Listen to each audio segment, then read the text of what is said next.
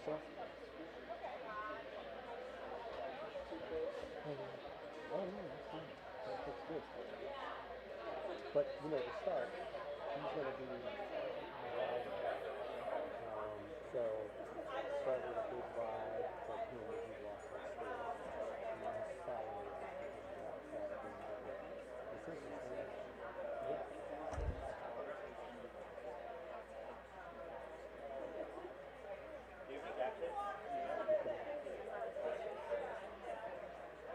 Yeah, this TVU thing is definitely not the receiver, at least it's telling me it's working. You know, it's working with the receiver. I mean, the way these things work is very interesting. But the receiver that she's talking about is not really working. It could be that they have multiple memories. So this is just one of these.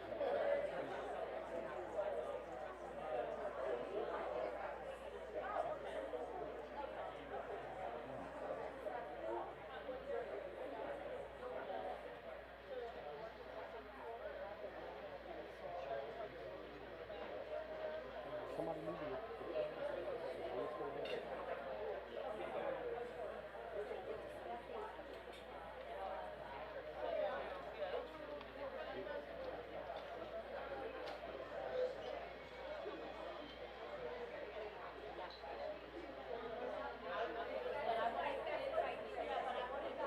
So Bill Simmons, first guy, he really had a tight to it.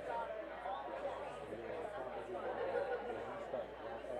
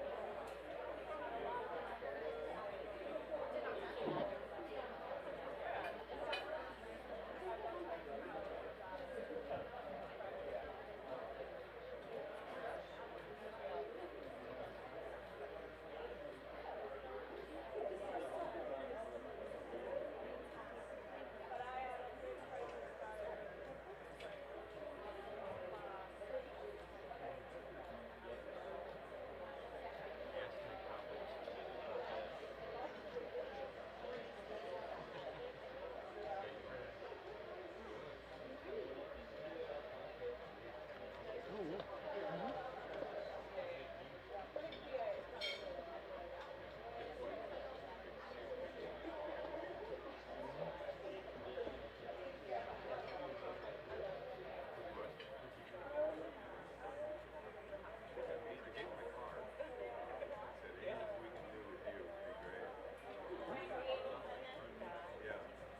There's no receiver 34 yet.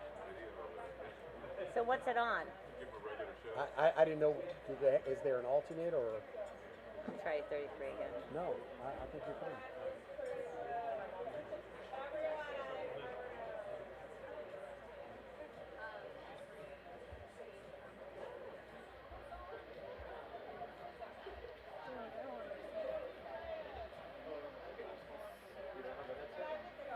Oh, I didn't, you know what? Where is it in the closet? Put,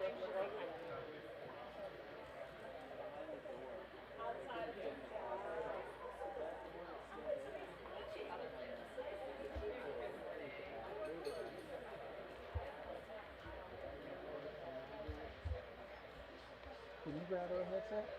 If the thing's right there, I'll get her a battery. Yeah, I'm not going to worry about that.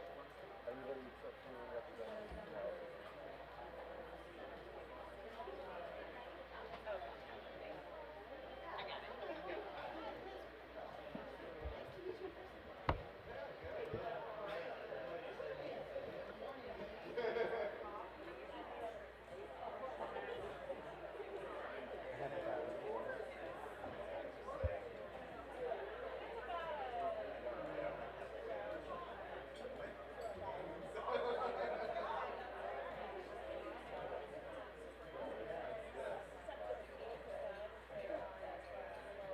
good. I got it. I got it.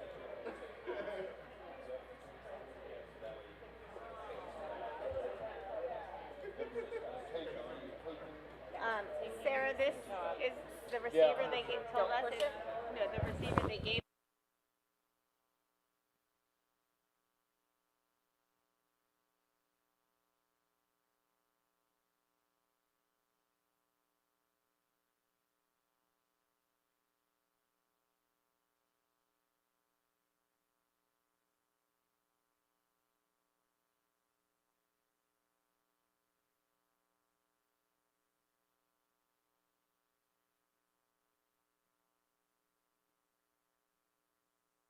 Is unmuted.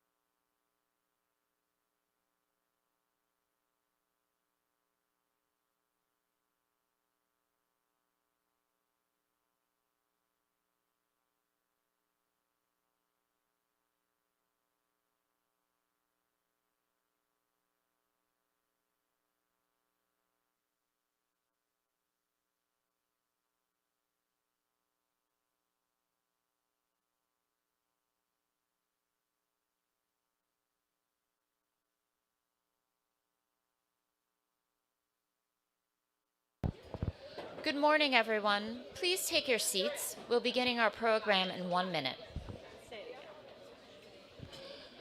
Good morning, everyone. We're going to begin our program in 1 minute. If you could please take your seats.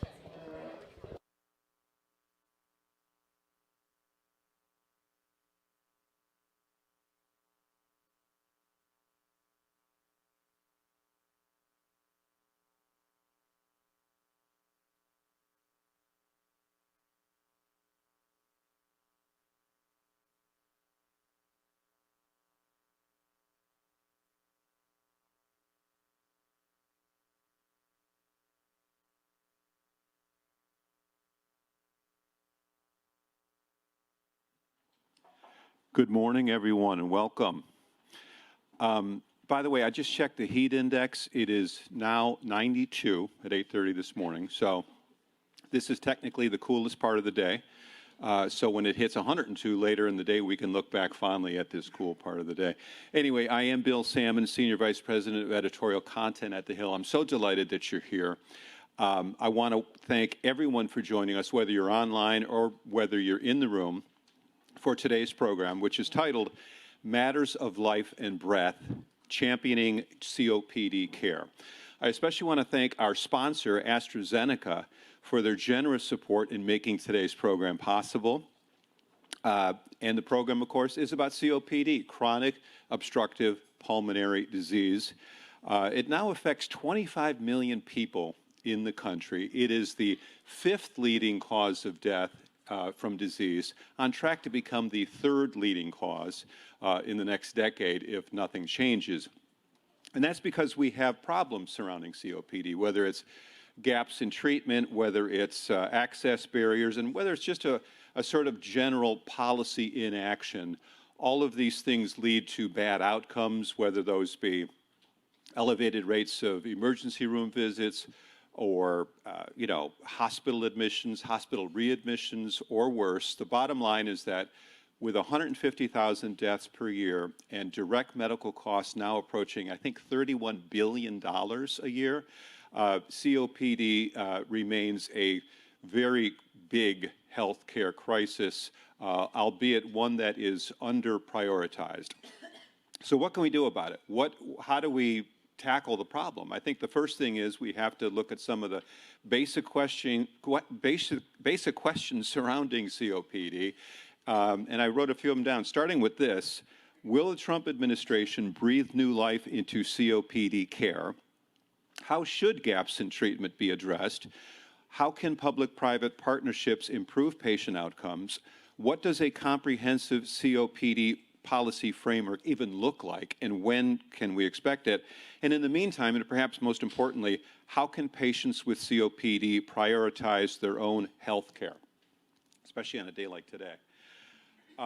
Fortunately, we're going to get some answers to these and other questions from the incredible group of lawmakers, policy experts, COPD advocates that we've assembled for today's program. And we're going to have a great discussion about that. But before we get to that, before we unleash these people on you, a few housekeeping notes. One, if you're in the room, please keep your phones, if you would, on silent for the duration of the program. That said, please do join us in the conversation on social media. You can follow us on Facebook, X, Instagram, at #TheHillEvents using hashtag #TheHillHealth. Let me repeat that. #TheHillEvents, hashtag #TheHillHealth. And by the way, can I just take a quick moment and acknowledge one of my journalistic icons? Mr. Ted Koppel is in the house, so it's such a pleasure to finally get a chance to meet Ted Koppel. So thank you for coming, Mr. Koppel. I'm geeking out. I got to meet Ted Koppel. This is great. My day is complete. But anyway, now without further ado, let's kick off today's program with our special sponsor segment from AstraZeneca. Thank you.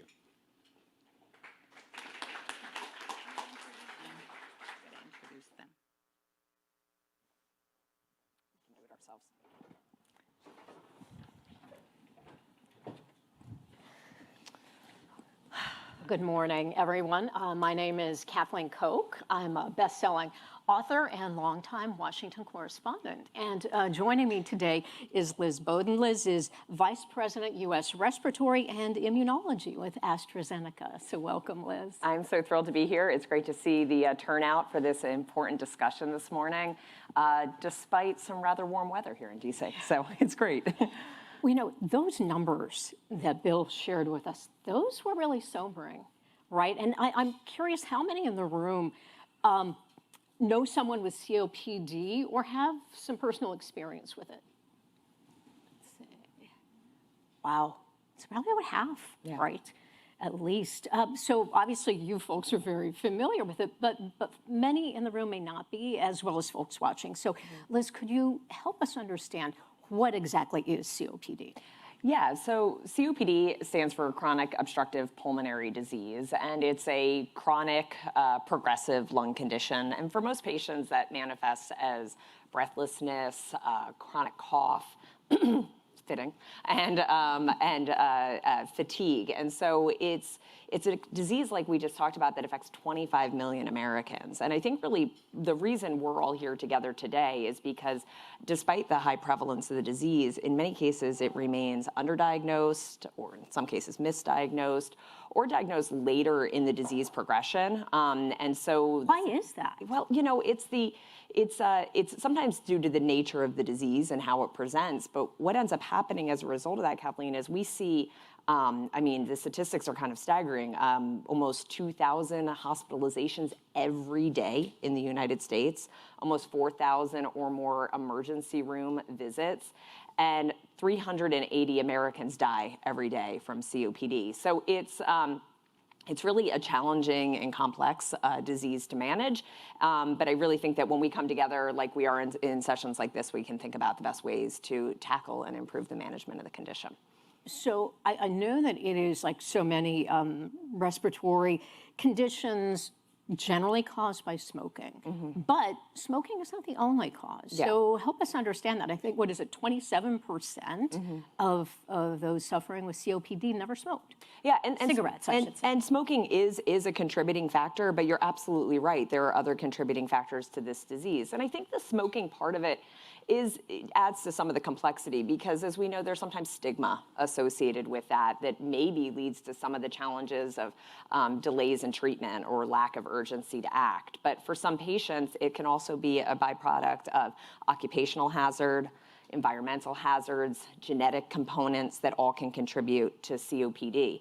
I actually even think about, on a day like today, how environmental factors can also make it worse for patients. With high heat index, we often see low air quality.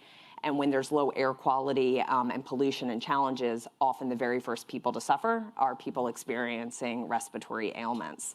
So, you know, as an organization, AstraZeneca, we're really just, you know, passionate about being in this space of advancing care for patients with COPD, and also making big commitments about what we can do around the sustainability front for the health of the planet, because it's, you know, it's really our passion for what we're trying to do on behalf of patients and the physicians and healthcare providers who help advance care and get the right treatment patients need. Well, there's so many connections, right? Yeah. I mean, you think about when we have these days when it's bad to go outside, right, because of smoke. You know, smoke from wildfires in Canada, whatever. And so that's got to make it terrible for people with COPD, but also more likely that more people will develop it.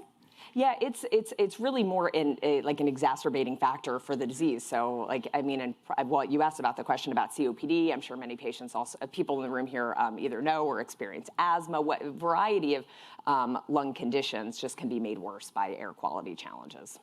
Why is it so deadly? So, you know, so we talked about it's the 5th leading cause of death in the U.S. And it's, I think part of the challenge that we see here is while there's this 25 million Americans, about half of those patients remain undiagnosed. And so it's a bit of the nature, Kathleen, of the disease when patients are struggling to breathe.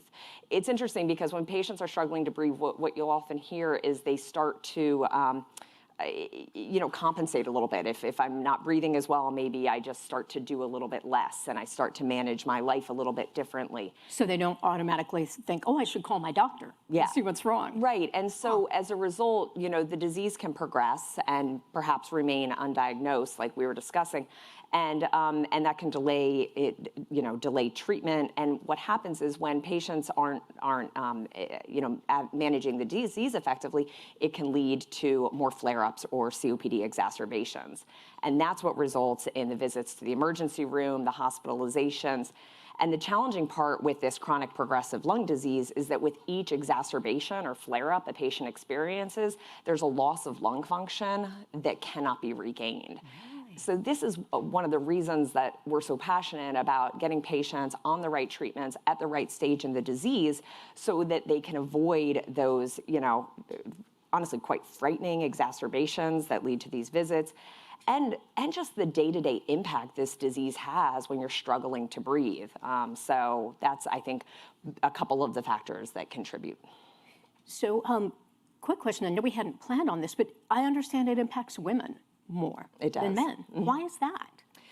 You know, I think that, you know, we probably can speak to the medical community who's here today and they can share a little bit about the science behind that. But I think there is a perception that it's more men than women. And I think, again, awareness and education is a big part of why we're here together today and the work that we're doing, because we need patients recognizing, women and men, that this is something that they should be mindful of and that we should be treating aggressively and early. So I know that public-private partnerships are often so critical, in advancing public health issues. Is that something that would be helpful with COPD? I mean, absolutely. When it comes to any chronic and complex illness, I don't think that one organization alone can solve the problem. And so I think that's exactly the case here when it comes to COPD. The statistics on the impact on patients is staggering, but also the economic impact. You quoted the numbers at the beginning, but the projections are within 4 years, COPD costs are going to exceed $60 billion. And that's just COPD, not to mention that with a condition like this, the surrounding impact on comorbid conditions. So I think that coming together across private and public sectors, together with advocacy groups, I think that's when we can put the best minds together and determine what can really be done to break down some of the challenges that are standing in the way of patients getting the treatment that they need, some of the barriers that we've just discussed, not to mention some of the health disparities that impact us in this space too, whether that's socioeconomic factors, access to care, racial disparities. I really think it's the only way we're going to make impact in this space is through the continued work and partnerships. It sounds like such, a disease that as you mentioned, how severe it could be as we look into the future. But I thought fewer people were smoking today than ever before. So it seems counterintuitive. Yeah, and I think that it again goes back to education. I think a ton of education has been done about the importance of smoking cessation, the adverse effect of smoking on your airways and your lungs. But to one point is that there are other contributing factors to the disease. But I think that it's through continued work and education that we need to do on all these fronts that we can make an impact.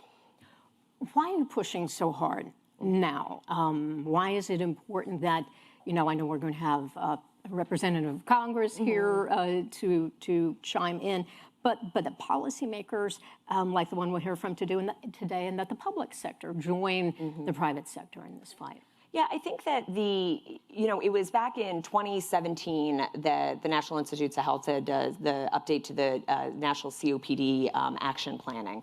And I think it's timely now with HHS's focus on chronic diseases that we need to make sure COPD is at one of those top priorities when we think about chronic diseases. You saw the hand raised in this room, the number of people that we know, that we love and care about are impacted by this disease. And so I think it's timely with this focus on chronic diseases to make sure that COPD is prioritized. And so what can those in the room and those watching do to raise awareness? Because it really struck me when you said that when you have these events, you never get that lung function back. So early diagnosis is just critical. It really is critical. And so I keep coming back to education, right? Education, timely medical interventions for patients to get the guideline-directed medical therapy that they need, and for the entire surrounding healthcare ecosystem to help support those needs through patient education, through the resilience we need in our healthcare systems to be able to manage chronic diseases like this and follow patients over time. These are challenges we face with a lot of chronic diseases, but it's certainly something we see and is amplified in the COPD space. Liz, thank you so much for helping us better understand this serious disease that's taking such a toll on so many Americans. So join me in thanking Liz Bowden, Vice President, U.S. Respiratory and Immunology with AstraZeneca. Thank you. Thank you. Thank you again to AstraZeneca for sponsoring today's show. Now please welcome to the stage our moderator for today, Julia Manchester, national political reporter at The Hill. She is joined by Congresswoman Maxine Dexter, a Democrat from Oregon, a pulmonologist, and member of the Doctors Caucus. Good morning. Good morning, everyone. Good morning, Congresswoman. Thank you so much for joining us here today. Let's dive right into it. I know that in the past you've talked quite a bit about treating patients as a doctor, as a pulmonologist. What's it like to treat those patients, and how have you been able to, apply that real-life experience to your job as a lawmaker? Yeah, well, thank you so much for having me and for being here and discussing this incredibly important topic. I guess it's hard for me to separate. I still am a doctor. I finished my last shift at the end of December, so this is not like a bygone era. It feels very recent. And taking care of people is the thing that I always wanted to do, and it is a privilege to be in a place when people are at their most vulnerable to help take care of them. The reality was that what I could do in the office wasn't what people needed anymore, whether it was access to healthcare or the ability to pay the copays. You know, if I prescribe something and they can't afford to get it, I'm really not helping.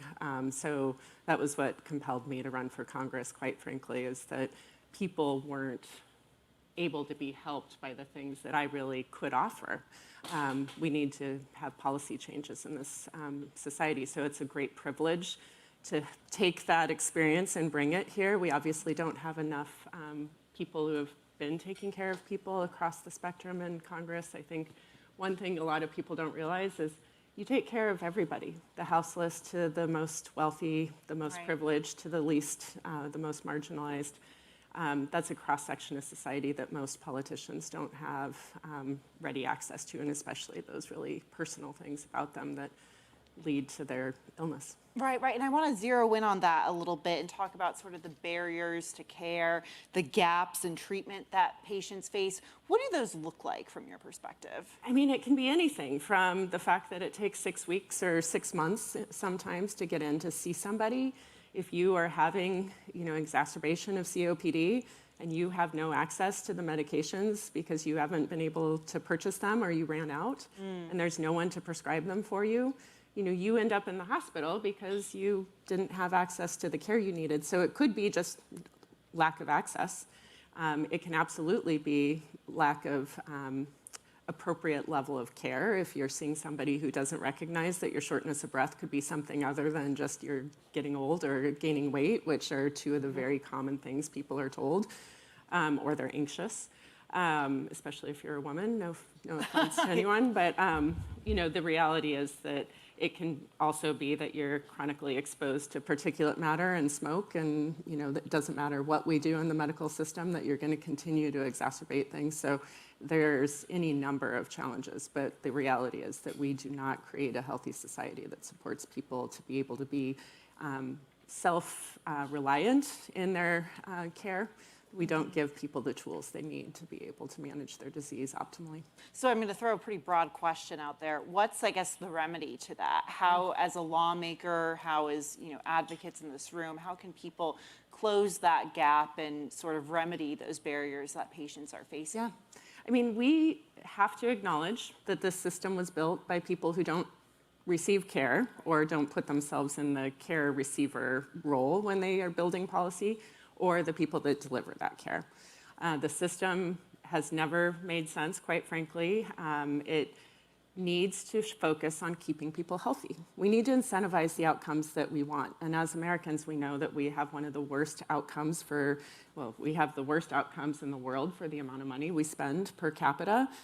We need to rethink that. So that is a huge reason why I ran for office, is that you need to center patients and the care system that they're in to actually get the right outcomes. So incentivizing keeping people out of the hospital, incentivizing patient-directed care. The COPD action plan from 2017 really elevated some of the things that people have agency to do: walking, rehab, having access to escalating therapy. We don't put those in the hands of people because, frankly, it is better for the system if they show up and need extra visits or if they end up in the hospital. We need to incentivize the outcomes that we really want to see. Right. Just on the street, we know that the Senate is taking up President Trump's legislative agenda. There are, a number of potential cuts to Medicaid in that agenda. We'll see, what the final product looks like. But I wanted to get from your perspective as a lawmaker how, those potential cuts could impact treatment for diseases like COPD. Make no mistake, this is a tragic failure in policymaking. To take away healthcare access for 16 million Americans, probably more because we're underestimating some of the dual covered individuals, I believe, we are setting ourselves up for a disaster. We're going to have rural hospitals. Oregon has many rural care centers. Our FQHCs that depend on Medicaid are often in our rural, underserved areas. We are not going to be able to sustain those care facilities people are already driving too far. They already don't have access. Like, we will see the closure. We will see people lose access to care, so they'll show up in emergency rooms that are already overwhelmed. Like, this is a master plan in how to break a system. Right, right. And, we talked about the federal system, obviously, but we understand that no new state-level COPD action plans have been implemented since the 2017 NIH action plan. What do you think a new COPD action plan should look like? I think it should be really focused around the patient and the access that they have. So I worked in the Kaiser Permanente system. We have a different model that I shouldn't say we, I don't work there anymore. But I think what we did is really put tools in patients' hands more than I think some of the outside groups would. So my patients had prednisone on hand, and they knew if their cough was increasing, they were producing more mucus and they were more short of breath, they should start taking it. Call our nurse, who they could meet with virtually, let us know, and we would check on them 24 hours later to make sure they're getting better. They knew what to do with their inhalers when they were having increased symptoms. It was actually putting an action plan in the hands of the people who needed it.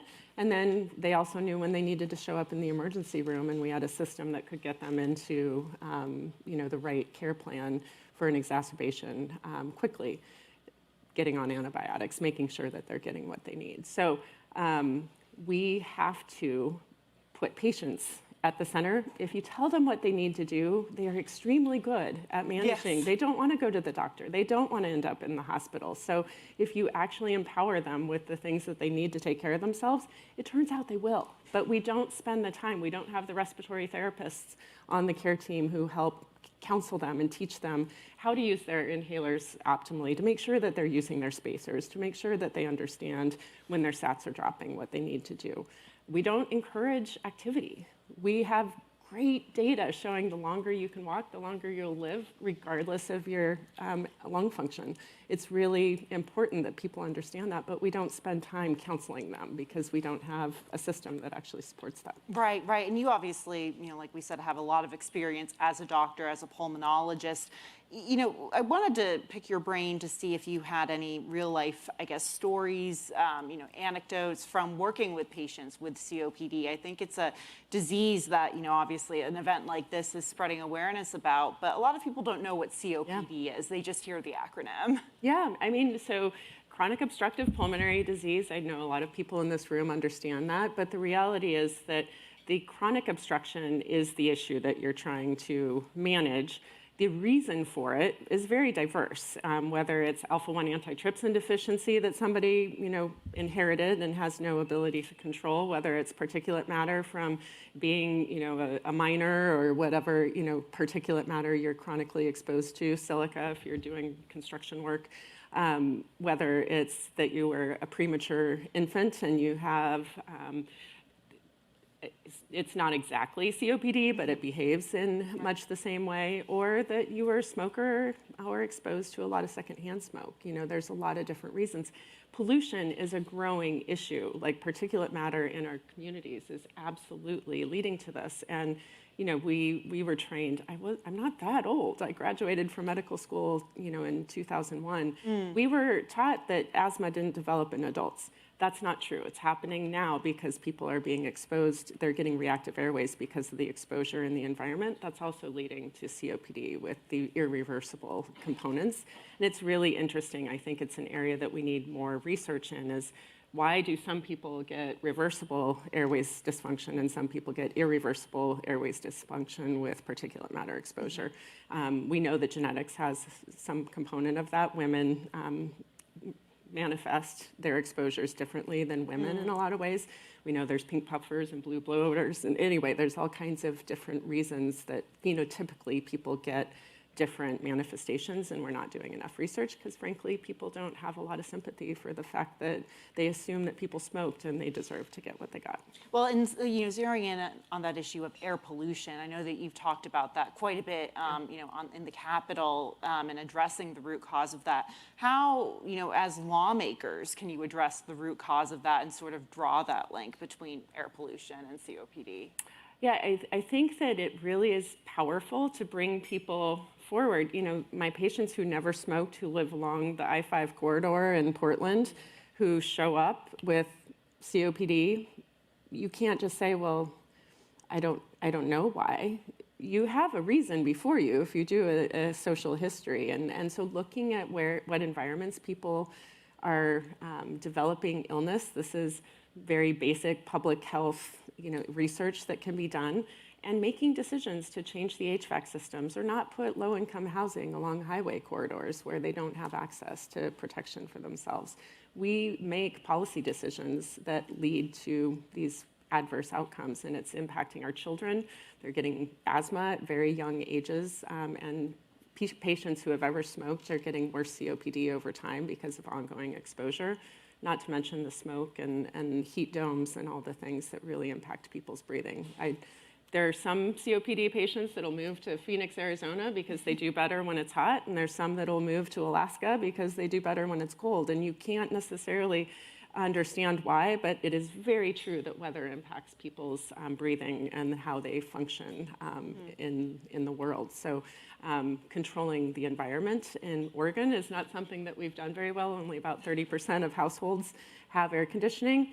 I lost several patients in a heat dome event because they had no access to air conditioning, and they couldn't walk because of their COPD to get out to a cooling center. So I had 2 patients die in our heat dome of 2020 as a result of just not being able to get out of their homes.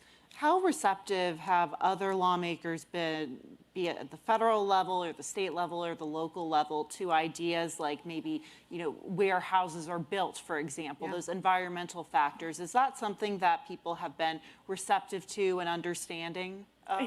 I don't think there's a lack of understanding. People know that we should have tree cover and that we should have, open spaces and a lack of exposure to particulate matter. We know this.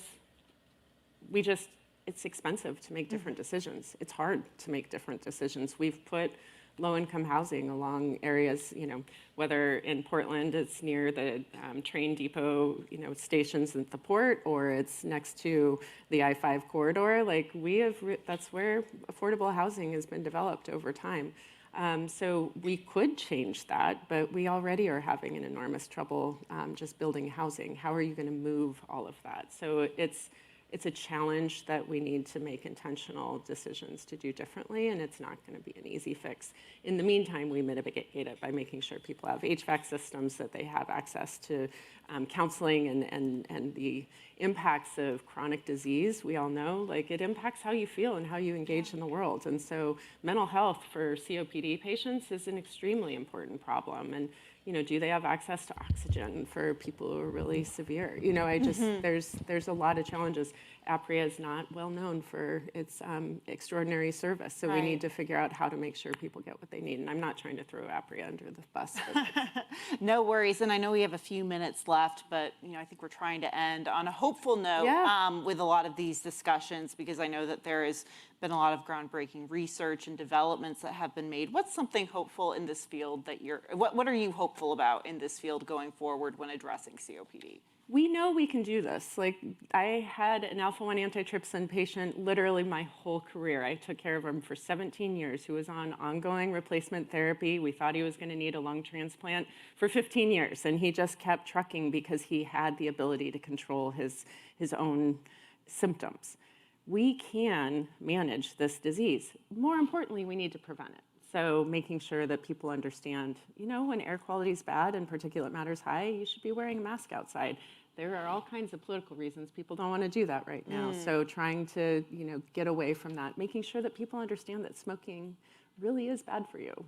We have an increasing risk of smoking in our children because of vaping and a lot of other things that then transition them into chronic tobacco use. So we have a lot of challenges that we can mitigate right away, and then the longer term ones are going to take some time. But the medicines are out there. We're continuing research and development in that area. There will be new genetic interventions that we absolutely, I'm sure, could be realized if we invested in COPD research. Right now, NIH funds are not coming readily. We have a lot of work to do there as a policymaker. There is absolutely reason for hope. There is no reason that something that has such enormous impact on our community that we can't do something about this. We have chosen not to be effective, and we need to choose differently. Congresswoman Maxine Dexter, thank you so much for joining Thank us. you. Appreciate it. Yes.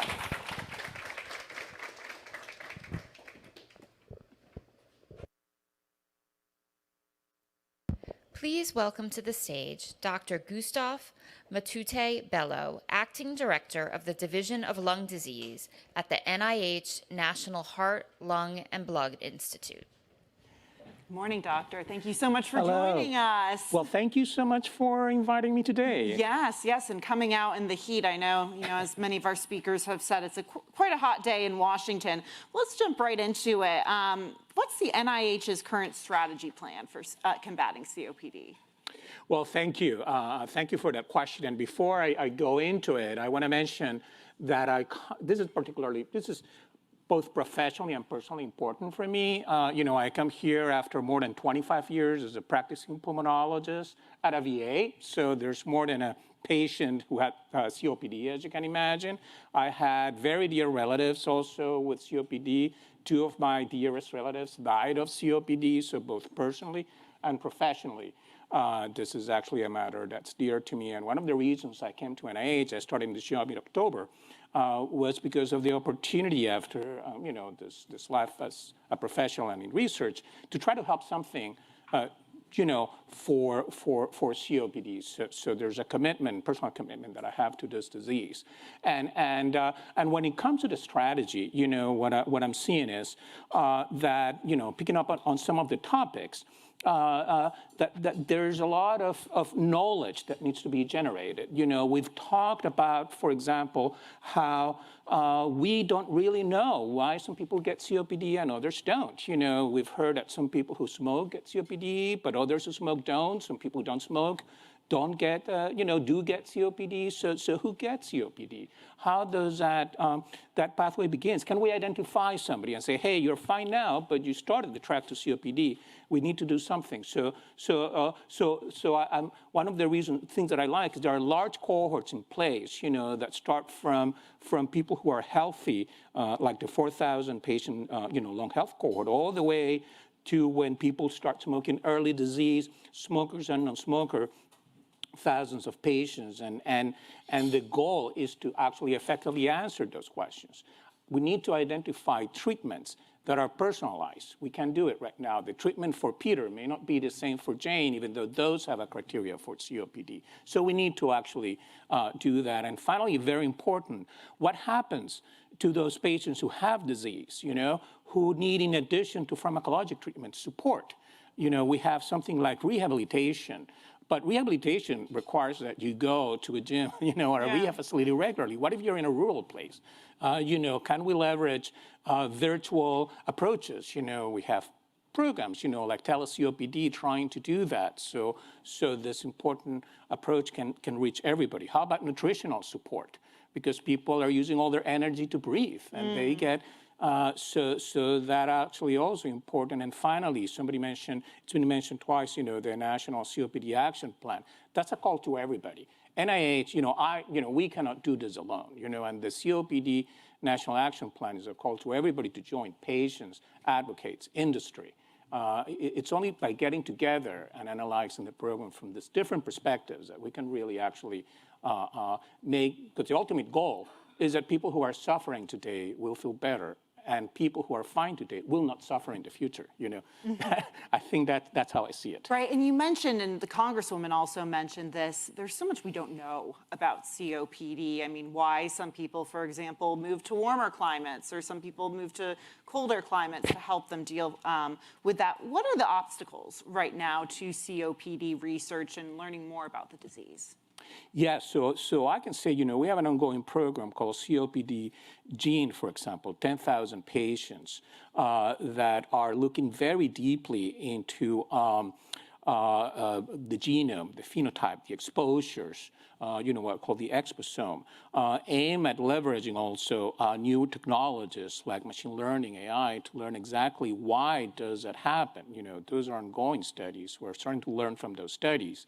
And from, the long health cohort, which are people who are recruited at 25 years old.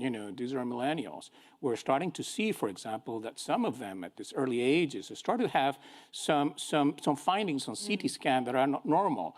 And we have to start seeing what does that mean. So if you have those findings combined with your individual exposures that you might have or your genes, would that actually be able not just to tell somebody why, but that somebody you will, beware, you need, there's behaviors you may need to change. There's this maybe interventions we need to do so you never actually develop the disease, and for those who have it, how to prevent it from getting worse, how to prevent exacerbations. So I think a big bulk of our major cohorts at this point are aimed at answering those questions. And again, but we need everybody, which is why I call on everybody through things like the COPD National Action Plan as well. Absolutely, and I asked the Congresswoman about this. We didn't get too much into the NIH portion of it, but there's been cuts to the NIH. There's been cuts to a number of medical programs under the Trump administration right now. How is that, or this year, how is that impacting research and from your perspective?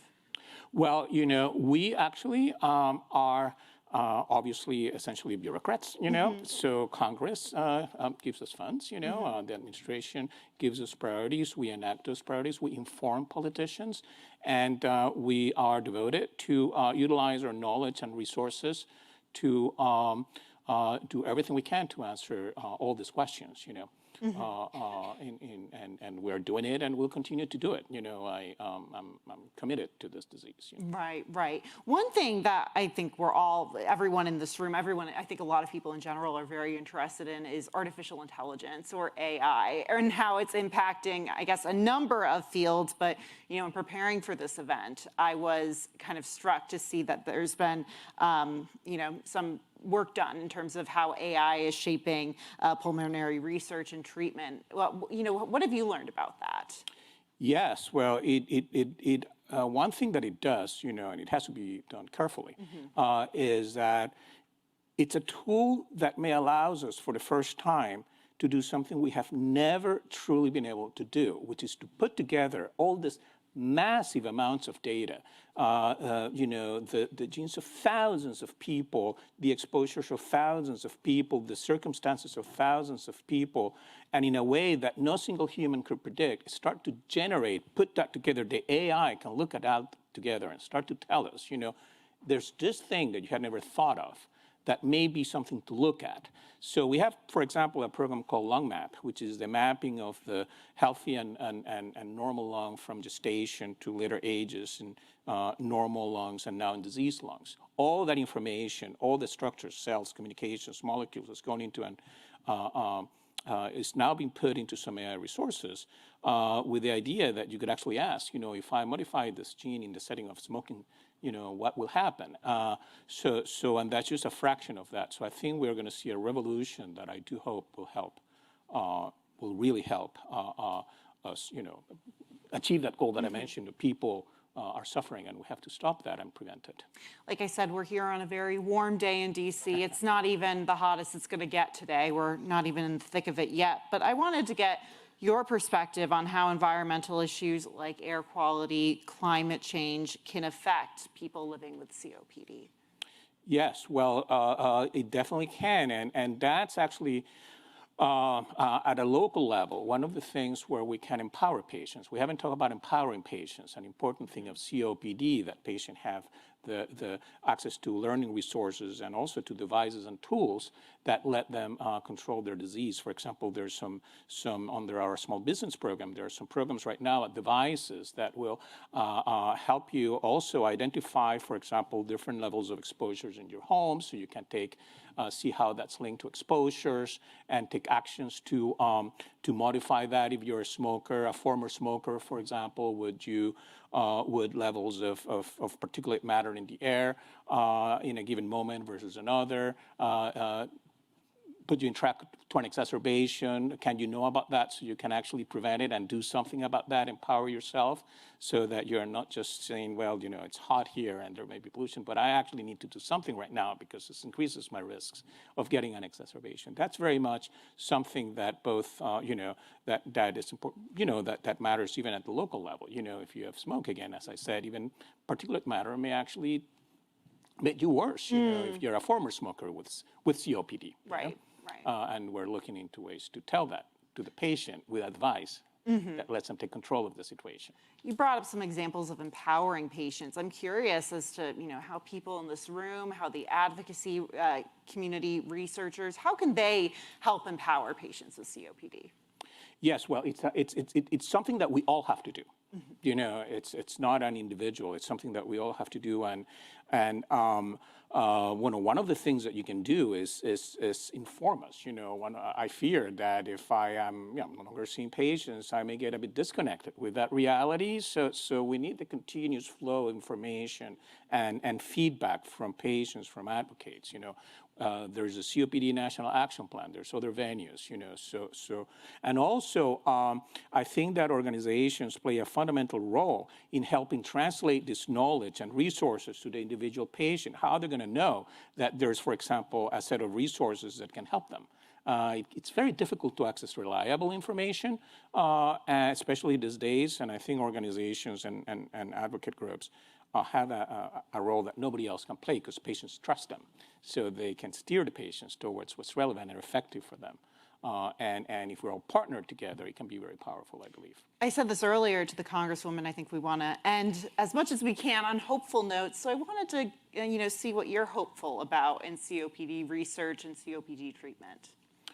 I think that because of the new technologies that we have and the new understanding that we need to target you know, this disease from well before the patient even feels sick throughout that chance and with not just drugs, but also supportive and non-pharmacologic treatment. And the new tools like AI, we really are at a position where we can produce knowledge that will change people's lives and make it better. That goal that I keep referring to, I think it's a possible goal, you know, something with my lifetime, you know, and I hope the lifetime of, you know, those who are very sick today. Right, right. And finally, what's one piece of advice you would offer to a patient, someone living with COPD?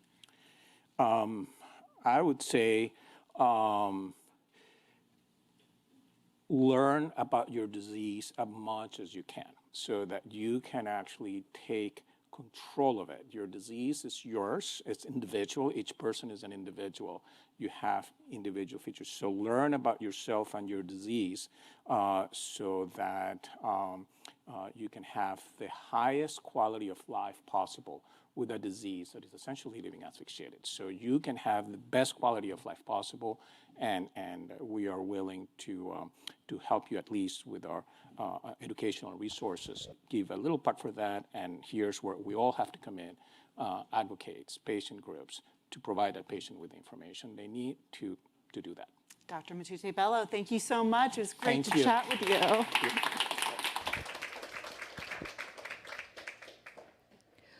We wanted to hear what states are doing to treat COPD. Julia sat down with Dr. David Menino, Chief Medical Officer and co-founder of the COPD Foundation based in Kentucky. Take a listen.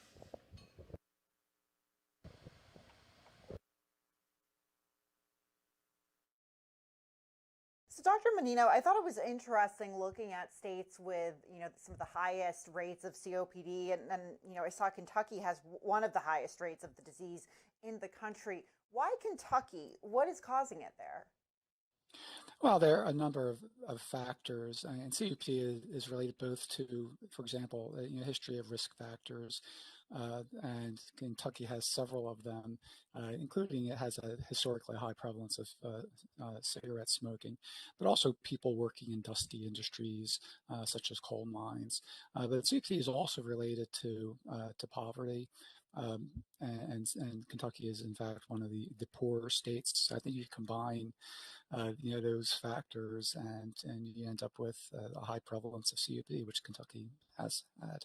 I'm curious to see, the state actions that have been taken, the federal level actions that have been taken. I mean, what has been done so far to improve, life for people living with COPD in states like Kentucky, or, possible preventative measures? Well, yeah, and I've been chief medical officer of the COPD Foundation for several years, in addition to being a professor of medicine at the University of Kentucky. So yeah, and there are several different potential avenues to take. A large proportion, some estimate up to half people who have evidence of COPD have never been diagnosed with it. So one of the strategies is to find those missing people before they present with end-stage lung disease, because the thought is that the earlier you find these people and intervene, the better they can do. But also it's important to, once people have been identified as having COPD, that they be put on appropriate therapies and other appropriate interventions. For example, we always say that the key interventions in COPD is to decrease exposure, such as cigarette smoking or vaping or occupational dusty exposures, to maintain an adequate diet of lots of fresh fruits and vegetables, avoiding fatty foods and processed foods, getting an appropriate amount of exercise, and of course and getting appropriate vaccinations. And these are all things that people with COPD can do to both improve the quality of life. We say add years to their life, but also add life to their years. I want to go back to Kentucky. I understand that the state created the Kentucky COPD Advisory Board in 2016 to address COPD related issues on a statewide basis. I want to get your sense as to what progress has been made in the nearly 10 years since that plan was launched. Well, yes, and I've been part of that task force since day one, and it's and when we brought together people from a number of different parts, both of the state health department, for example, the tobacco program, the chronic disease program, the asthma program, but then also interested other groups from around the state, such as hospitals, pharmacy groups, and we all meet quarterly to talk about what's happening with COPD in the state. But it's one of the challenges is that there's really not a large amount of funding either coming from the federal or the state government to support this work. So, but yeah, and the progress that we've made is that we have been able to look at where the data on various metrics of COPD in the state currently are. We have a state action plan that is currently being revised right now to help come up with a path forward. But some of the challenges, as I mentioned, is that some of the major programs that have funded chronic disease research are currently on hold because of what's happening at the federal level. So we're working within those constraints. And you mentioned a state action plan in Kentucky. Wanted to get your take on what more is needed from legislative as well as regulatory entities to advance the implementation of that plan, using Kentucky as the example. Yes, that it would be wonderful to have a steady stream of funding and dedicated people that we could enact. I would love to see anybody with a diagnosis of COPD to ensure that they have access to lung function testing. I would love to see anybody hospitalized with COPD have access to a pulmonary rehabilitation program. Unfortunately, the number of pulmonary rehabilitation programs nationally has dropped fairly dramatically over the past several years since COVID, and that's also true in the state. I have for example, a patient in Berea who I've encouraged to go to a pulmonary rehab program, but unfortunately the program that was in place in Richmond has shut down, so she has to drive up to Lexington for that program. She's willing to do that, but many patients are not, and Um, and I think it's important to try to make things as accessible as possible for our patients, because particularly if in her case, she at least has an access and can drive herself. But there are many patients who may not have that degree of access or may have to depend on others.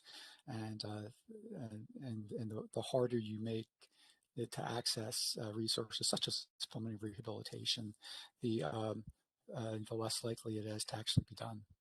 What could other states learn from the Kentucky model? Well, I think it takes a village to make things happen, and we still have a long ways to go here in Kentucky. But for example, I know the COPD Foundation has been working with other groups to increase awareness of COPD through through a billboard campaign. And there are other states have like more mature respiratory disease programs. Many states have had, I think we probably have perhaps 20 states that have had well-funded asthma programs, and that then also then provides, because it's that same infrastructure, that it allows one to also look at COPD as a public health issue.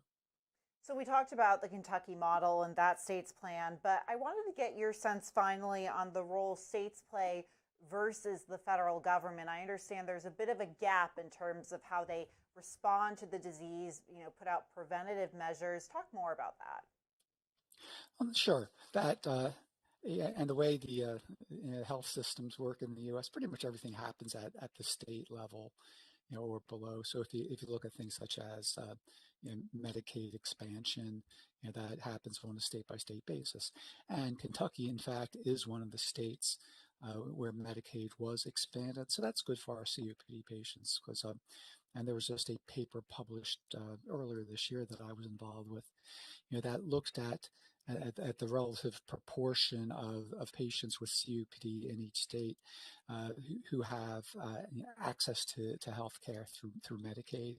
And in Kentucky, that's it's a better proportion than it is in some states that have not expanded Medicaid. And that's something that happens on a state-by-state basis. And finally, Doctor, what are you most hopeful for when it comes to COPD research and advocacy going forward?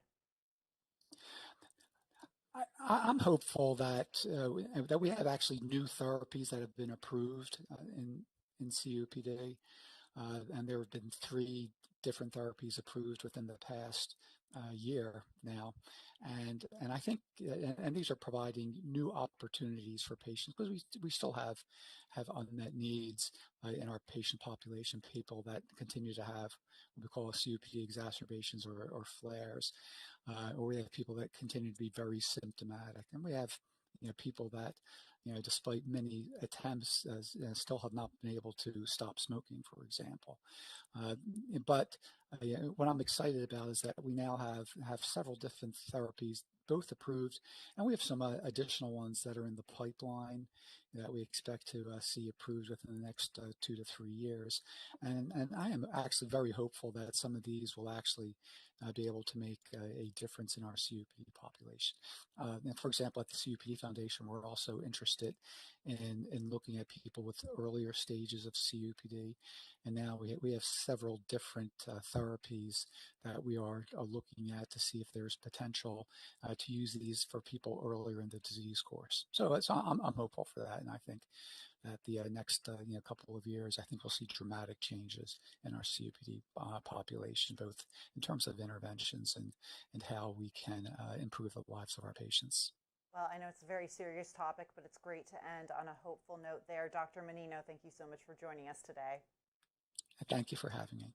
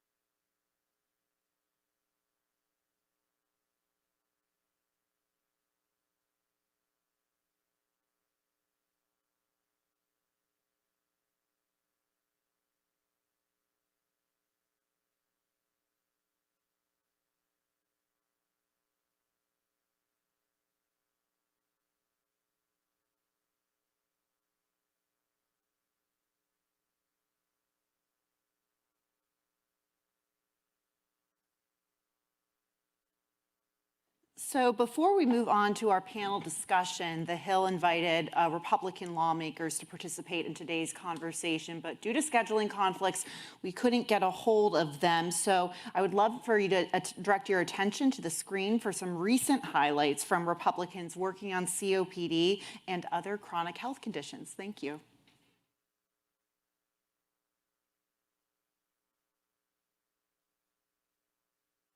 COPD is a respiratory disease that is the 6th leading cause of the death in the United States and affects 1 in 8 Americans over the age of 45. An estimated 30 million Americans are affected by COPD, but only 17 million Americans are diagnosed. We unfortunately see COPD impact neighbors in Southern California, with more than half of Californians who suffer from COPD living in our area. Today, on COPD Awareness Day, and throughout this month, we recommit to raising awareness and finding ways to mitigate the impacts of this disease. I'll do my part. Chronic diseases such as cancer, heart disease, and Alzheimer's cases are skyrocketing. We need to invest in technologies that will be able to catch these chronic diseases early and often. Prioritizing disease prevention and addressing the factors that fuel conditions such as diabetes, cardiovascular disease, metabolic disease, Alzheimer's disease, COPD, and cancer will save lives, reduce costs, and build a healthier, stronger country. Private sector breakthroughs from groundbreaking cancer medications to curative gene therapies also offer hope. But misguided government initiatives and market volatility risk eroding American leadership in life-saving R&D.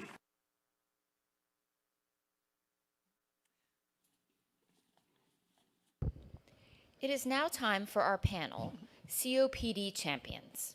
Please welcome to the stage Dr. Jean Wright, CEO of the COPD Foundation, Dr. John Studdard, a retired pulmonary and critical care physician and advocacy consultant for the American College of Chest Physicians, Josie Cooper, Executive Director for the Alliance for Patient Access, and Grace Ann Dorney-Koppel, President of the Dorney-Koppel Foundation, and COPD patient.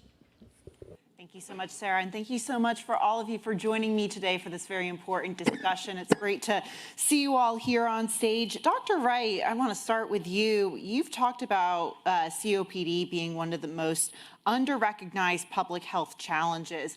How has the condition been under-recognized in your view, and what attentions and resources to the condition are lacking right now? Boy, that's a great starting point.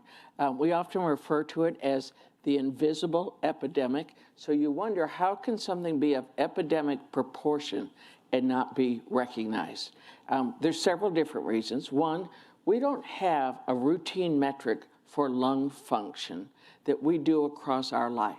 So if I ask people, what was your last blood pressure? What was your last heart rate? Even what was your last hemoglobin A1C? You would know it. But if I asked you, what's your lung function? You have no context for that. And without that context, it's hard to know that things are changing. Secondly, the symptoms come on subtly. And so what we might attribute to age, to menopause, to being out of shape, to heart failure, often become a confusing mask. And I think the pulmonologists on the stage already today and then later will talk about this even more. So a patient comes in and says, I feel fatigued, or I can't keep up with the grandkids at Disney World. That doesn't shout out COPD. And then thirdly, you know, it's one of the best kept secrets. I spend probably 95% of my time explaining it before I can even start advocating for it. So it's invisible, and yet to put scale on it, it would be the same as a population of North Carolina, South Carolina, and Georgia. If we had an epidemic that took over those 3 states, it would get attention. But because we don't recognize it, It's confusing. The people stay home. And one of our patients on the panel today has taught me so much about it, but one of her first phone calls to me was, Jean, I can't breathe, right? That should be so chilling to us to say, there are 30 million people that feel that every day. We need to make the invisible visible. Well, Grace, I want to bring you into the conversation. You were diagnosed with COPD 24 years ago, and at the time, you were only given a few years to live. Tell us about your journey living with COPD. Well, it would take us through all the heat of this day and tomorrow. So I thought, as Jean said, I was just slowing down. But no, I had 1/5 of the lung function that I should have had. No wonder I had difficulty moving and breathing. So my journey over 25 years, almost 25 years, has been one of acquiring knowledge and understanding that when you're short of breath, when you're coughing and you cannot catch your breath, when you are so filled with mucus that you can't breathe, you wonder if that next breath is coming. So you have 1 foot in this world and you have 1 foot in the unknown. And that happens daily to patients with COPD. And the signs are not recognized because they think it's middle age. And doctors, this is the thing you didn't mention, family doctors are not attuned to recognizing, women get this disease more. It's no longer an old man's disease. And it's not only a disease of smoking. It's a disease that's environmental. It's a disease that could be genetic. So what we've got to do is change this paradigm. We have to diagnose earlier. Family doctors have to be part of this. If they're not, we can't succeed. And we have to do more than empower patients and give them some knowledge. We have to give them better drugs. Dave Menino was very quick to say we have 3 new drugs. What he didn't say is dupilumab, one of the new drugs, is for type 2 inflammation. If you don't have type 2 inflammation in COPD, that drug is not going to help you. The other new drug, ensifentrine, also called Ohtuvayre, is $3,000 a month. There are not many COPD patients who can afford it. And the third new drug, again, is a drug, a biologic that is borrowed again from asthma. So these are not drugs designed necessarily for COPD. They are drugs that fortuitously will help some patients with COPD. So my journey has been one of knowledge, of increasing frustration, because I think we are at a turning point. We've reduced severely, I mean, if this passes the Senate, we are trillions of dollars are leaving healthcare. Some of our best scientists and researchers are already gone from NIH. The NHLBI, the lung division, is being reorganized and I think incorporated with arthritis. And Medicaid, which keeps families below the poverty line, families who are desperate anyway, it will, for COPD patients in Kentucky and West Virginia and Mississippi, and it will be a death blow. So my journey is not only one of knowledge, my journey has brought me to a point where every one of you and everyone you know and every COPD patient and everyone who loves a COPD patient has to speak up, has to consolidate, has to gather together with those who share their views, has to support the Supplemental Oxygen Act, the pulmonary rehab Telerehabilitation Act, because right now hospitals can't offer virtual pulmonary rehab. So those are two things you could do today when you walk out of here. And I ask you to do it because truly, life and breath is the subject, but it's really death of the soul and of the body. Josie, I want to touch on something that Grace Ann brought up, and that's COPD being a women's health issue. I was wondering if you could just delve into that a bit more. Sure. I mean, I think several of the speakers have already spoken on this, but we tend to see COPD as a men's issue, and that's just deeply narrow. It's untrue. It's unhelpful as you think about policy conversations, and so. One of the things that we're trying to do through the COPD Action Alliance, through our work, is to kind of expand the way we talk about the COPD community, who's impacted, so that there's greater awareness of COPD in women, and COPD in veterans, and COPD in firefighters, and so that we can broaden kind of the groups that are engaged in COPD work, and also encourage lawmakers who might have an interest in those particular issues to weigh in as well. Right, and Dr. Suttard, I wanted to bring you in. I know that you've been studying this issue for 30 years or over 30 years. Where have you seen the most improvements when it comes to combating COPD and fighting the disease? Wow, I think we're at an exciting time potentially in COPD. I did this for over 45 years, a long time in my hometown of Jackson, Mississippi. We're in the first half of that career. The tools that we had to work with therapeutically were quite limited, but with the advent of biologics in this space, that's the encouraging thing. There are a lot of potential available therapeutic agents that we've never had before.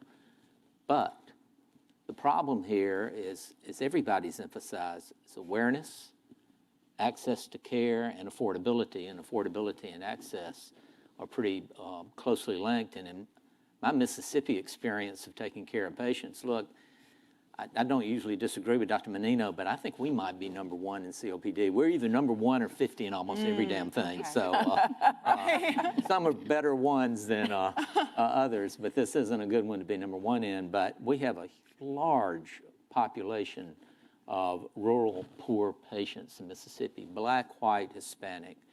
And as important as these new therapeutics, or maybe more important, is the awareness of the disease, the awareness of our family practice, primary care physicians in these communities, knowing about these diseases and being sensitive to what fatigue or shortness of breath in men and certainly in women, as it's been well pointed out, in order to try to get these people to subspecialists.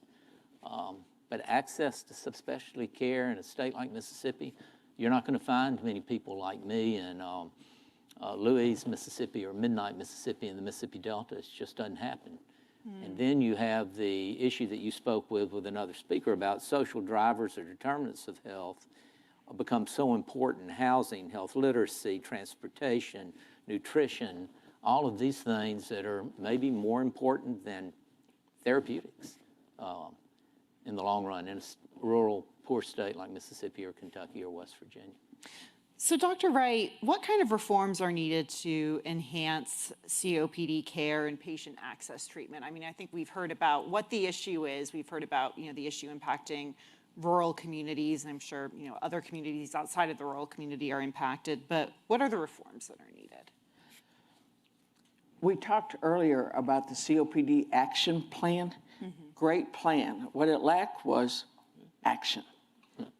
It didn't get funded. It didn't get lit up. And so for about 8 years now, we've had a great guide and a great framework, but no funding and no accountability. So I think, first is go back to the book, right, and look at what we have. I think secondly, as John mentioned, we're concerned about rural America.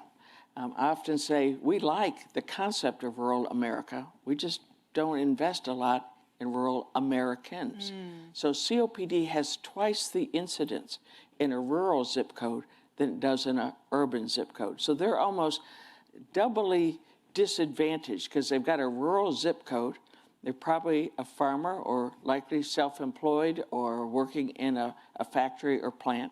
So they're also getting environmental exposures. And then there's some distance from them in the care center, right? And then you've heard about the new medications. We're excited about it. But before those become affordable for them, it almost puts it out of reach. So we need reform that puts action in the action plan, that supports initiatives like the SOAR Act, the Supplemental Oxygen Access Reform. It's in the House and the Senate right now, so we need more legislators to sign on for that. Grace Ann mentioned the bill around virtual or in-person pulmonary rehab.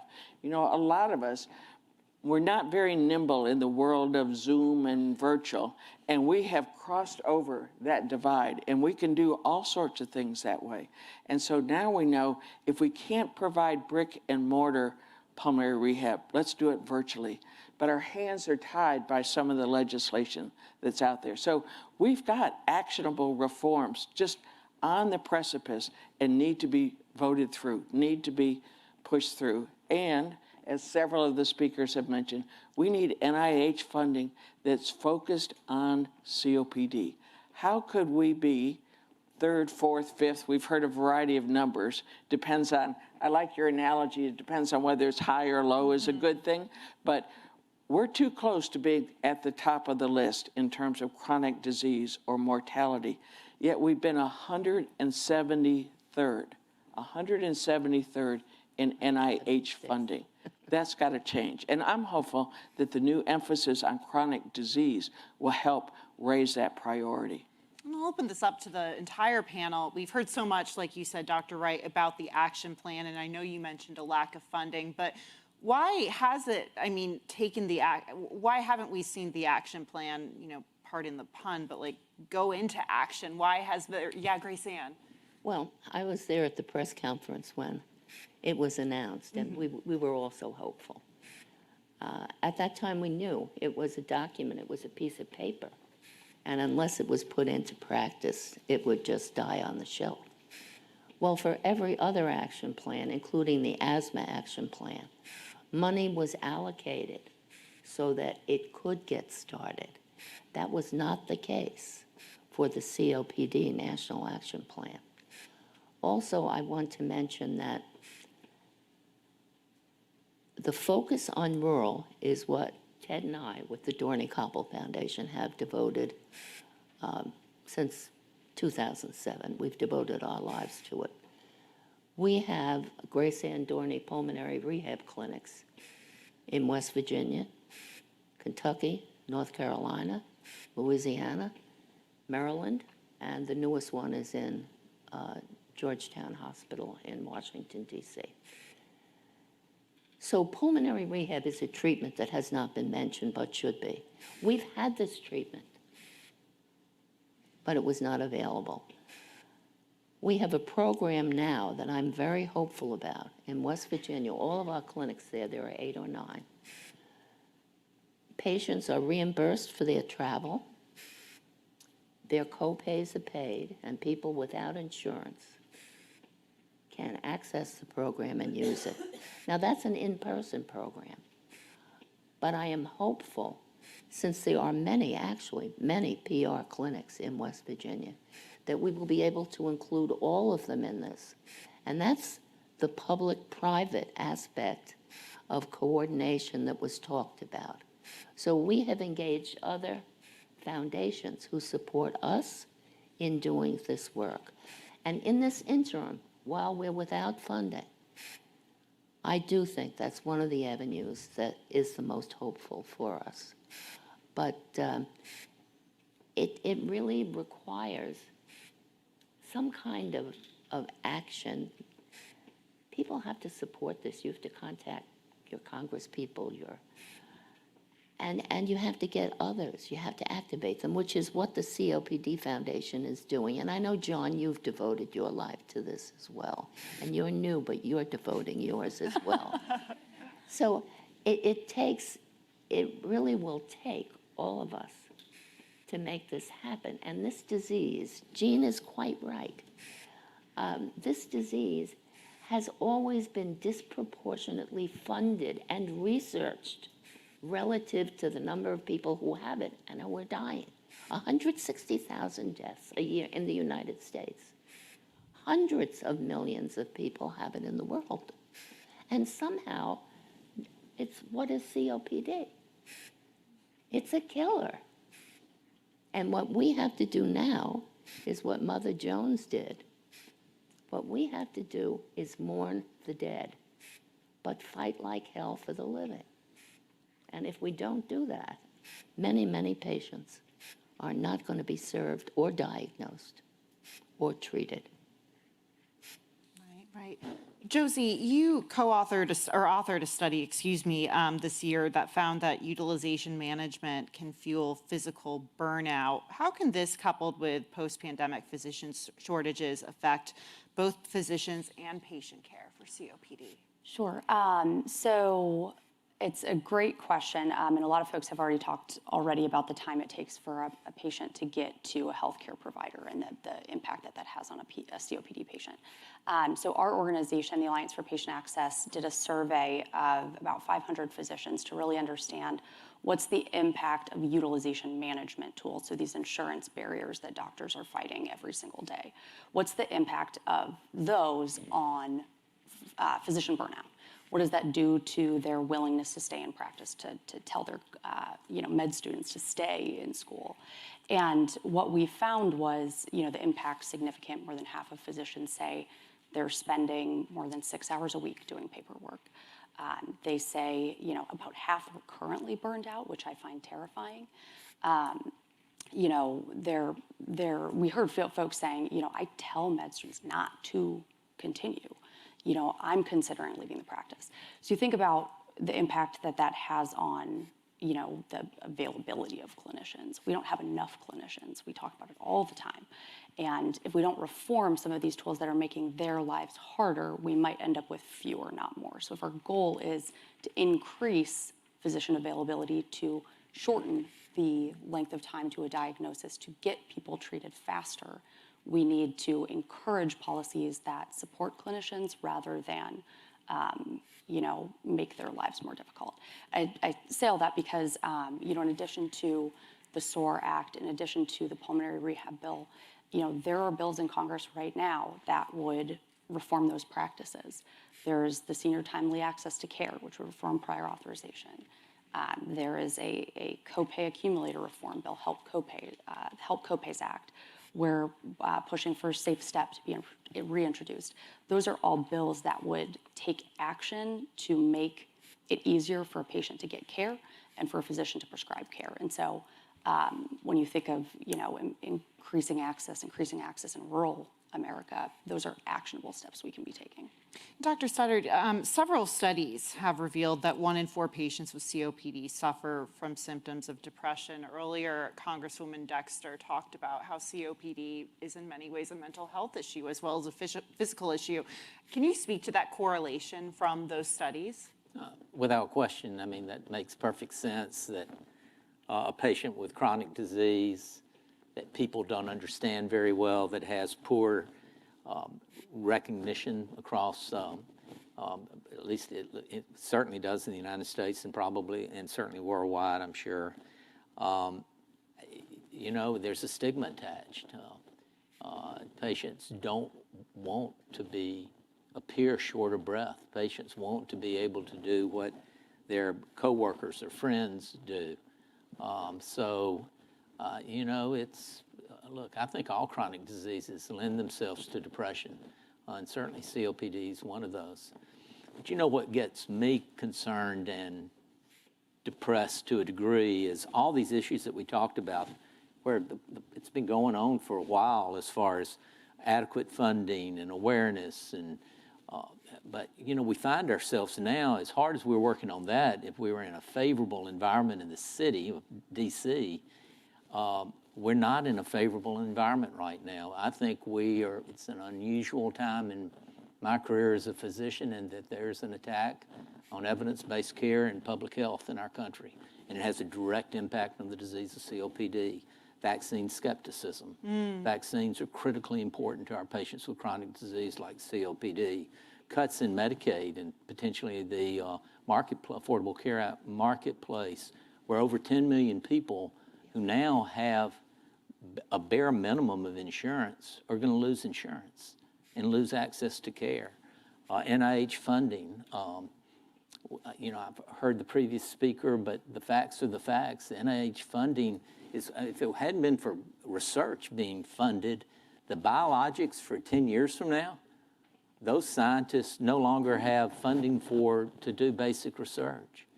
And equitable access to care, which certainly the climate for that right now at a federal level is not a good climate. And I think all the problems we had going even a couple of years ago, we're having to park those a bit to answer all these acute problems of this week in this city.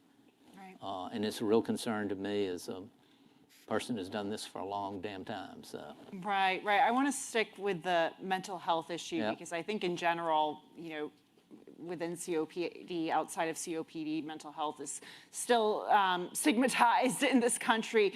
I mean, and I'll open this up to the panel. I mean, do you think, do doctors understand in terms of patient advocacy how much of a mental health issue COPD is? Is there that understanding, or does there need to be more education on that front? You know, I can speak to a physician's perspective. I was in private practice, not in academic medicine, and not in a lab. Every day of my career, I was seeing patients. And I would think all subspecialists in pulmonary see that firsthand. They have to appreciate or understand that.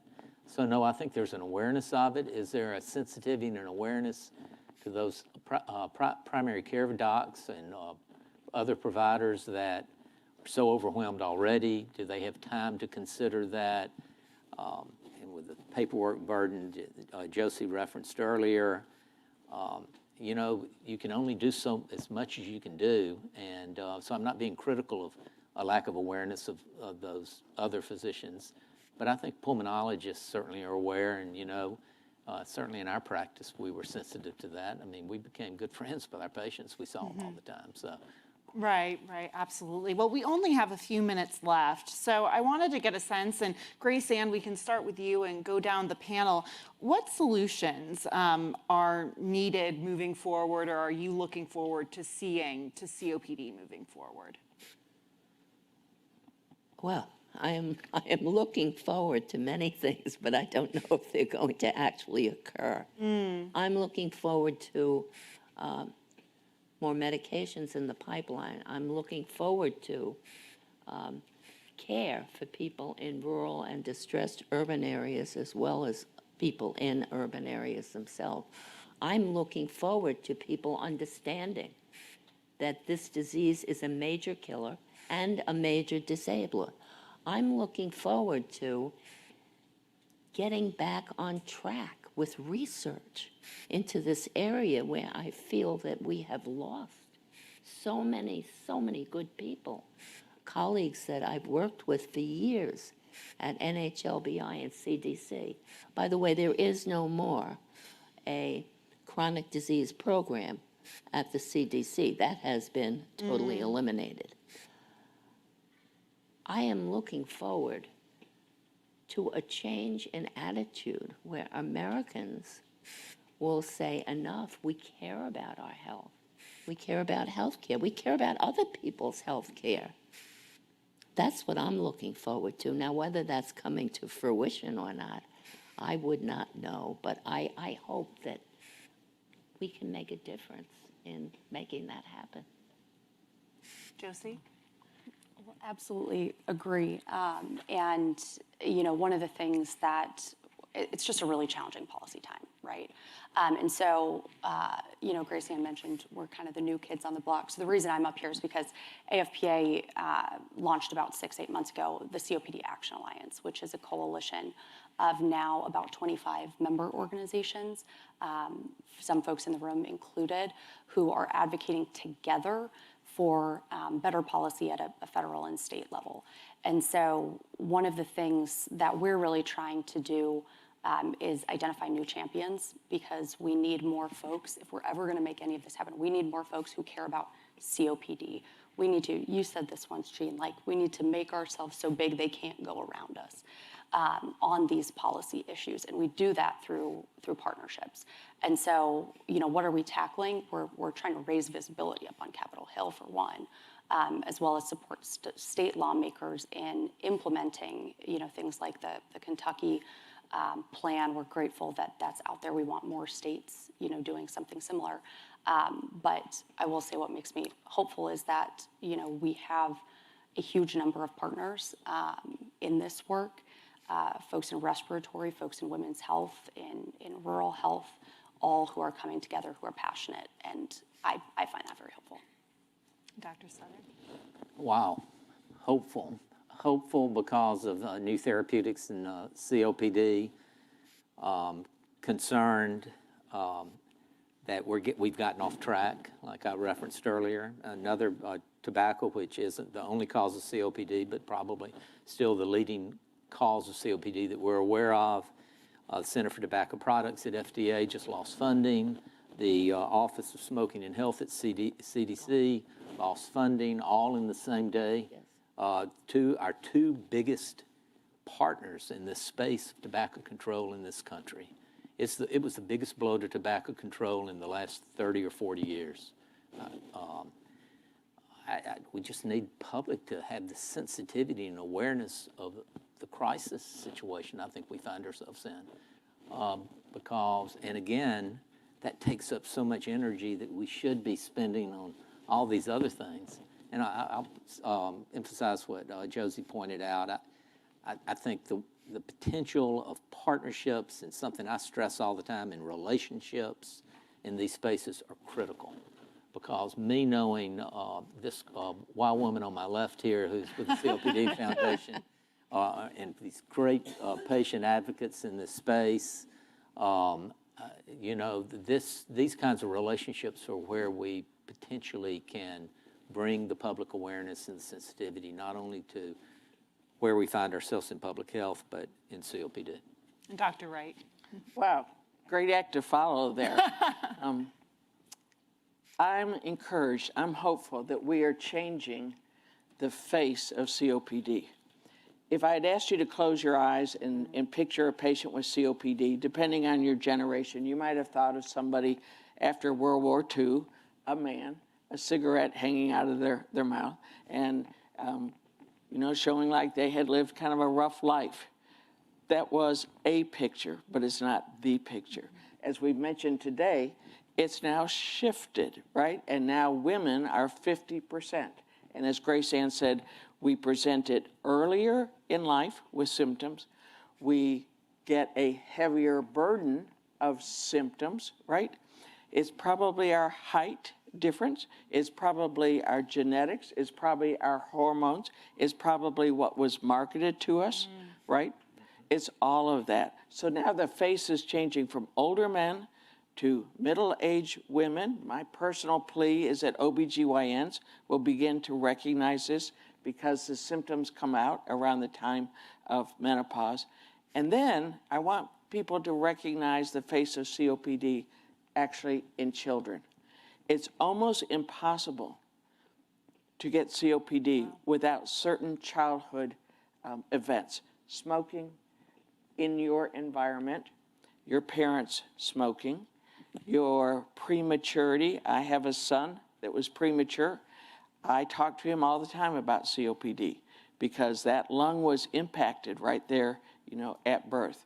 The neighborhood you live in. There's a certain zip code in LA that if you were raised there, the buses driving by had such fumes that you as a child were exposed and your rate of COPD is higher.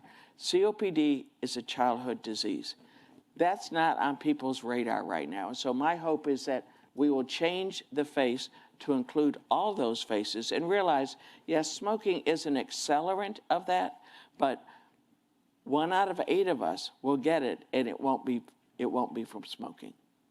And that's something we haven't touched on, the childhood aspect, and I wish we had more time, but unfortunately we have to wrap it there. Thank you so much to you all for such a great conversation. I learned a lot. I hope you all did too. We appreciate your time, and thank you so much. Thank you. Thank you. You're a great interviewer. Thank you. Yeah, she does do a good job. That brings us to the end of our program. Thanks to all our wonderful speakers this morning. On behalf of The Hill and our sponsor AstraZeneca, we'd like to thank everyone who joined us here in person and those of you who tuned in online. If you missed any portion of today's discussion, the full event video is available on thehill.com. Thank you very much and have a great rest of your day.